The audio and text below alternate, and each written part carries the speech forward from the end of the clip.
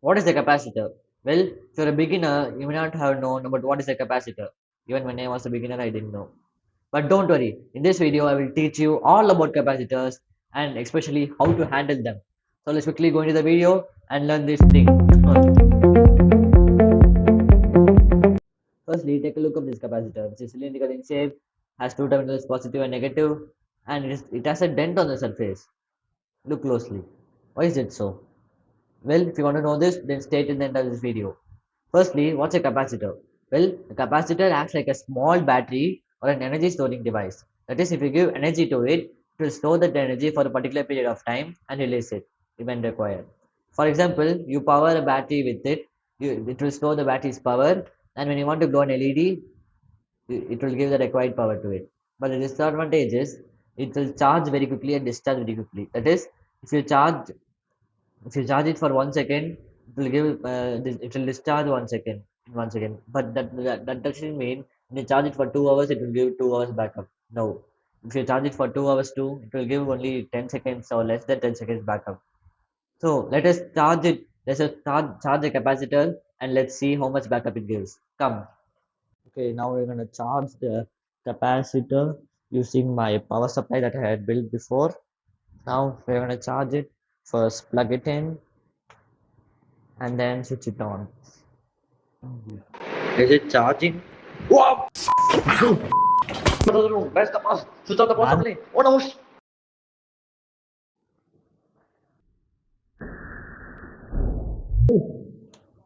The liquid that's spread here, it's poisonous.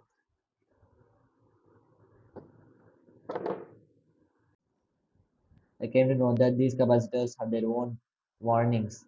That is, it is designed only for 25 volts and I get 26. It's written in the back itself, 25 volts. And that is not the only reason. I changed the polarity. That is, you must connect the batteries positive to the capacitors positive and negative to negative. I connected it reverse and it exploded like anything. These are the two prohibited things that you must not do with a capacitor. You must not change the polarity and you must not increase the voltage, or else this will happen. Oh dear, look at the state of this small capacitor. Look at it. The whole room is filled with smoke and some smelly substances. And look at the inside of the capacitor. We have the two metal plates and wools. So these are substances that store the energy. Wow. But don't ever try this at home. I made it for educational purposes for you to know what you must not do with a capacitor. So if you ever try to burst this big thingy, that's why I chose this little thingy, because these little things, even these little things make a bomb like sound. It will give that much sound. But if you try to burst this, then your room will not be there, because unlike this does not burst instantly. This bursts instantly, but this first spills gases to your room and then pops like an atomic bomb. I will not do it because I'm scared. Okay, let's do it. Power this capacitor with a very small battery.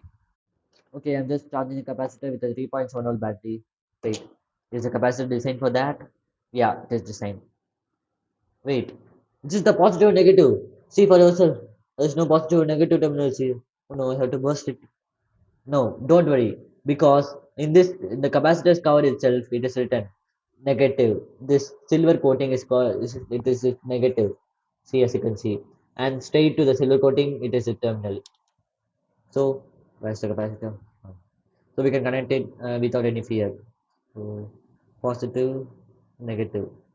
Currently now, as you can see. See, this capacitor doesn't have a dent, so it will pop first instead of just leaving gases.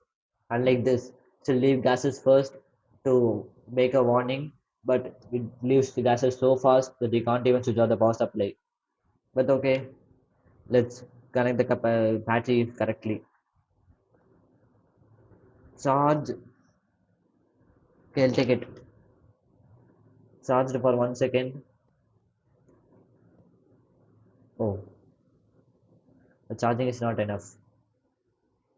Charging the capacitor and now placing the LED. Oh, it glowed for 1 second and it went off. Okay, so there are different types of capacitors. As you can see, it is this, and see there are many types of capacitors. Well, these types are depends on the capacity of the capacitor. That is, this capacitor has a specific value. That is, it has written 3000 uf here. That is microfarad. 1000 microfarad is its value. So 1000 microfarad is the capacity that the capacitor can hold. That is, for example, if you charge this capacitor, I think it will glow the LED for 5 seconds. I think. Let's charge and see. Listening capacitor. Exactly. Yeah. Now I'm charging it. Okay, take it and make the LED glow. See, faintly it's glowing. See, even though it's faintly glowing, it receives consistent amount of current. Now it stopped glowing. So this capacitor could only power the LED for about 2 seconds. But this could, even though it gives small power to the LED, it gave 10 seconds backup. So depending on the value of the capacitor, the backup depends. So this is a even smaller capacitor, which is 10 UF. Hey, we can handle about 50 volts, and my power supply could only give up to maximum 30 volts. I could have used this instead of that, which handle 25 volts.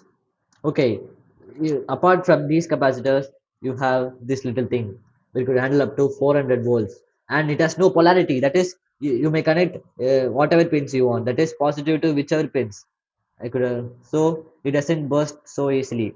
See these capacitors, it will handle only 25 volts, and it would handle up to 400 volts. But its capacity is limited.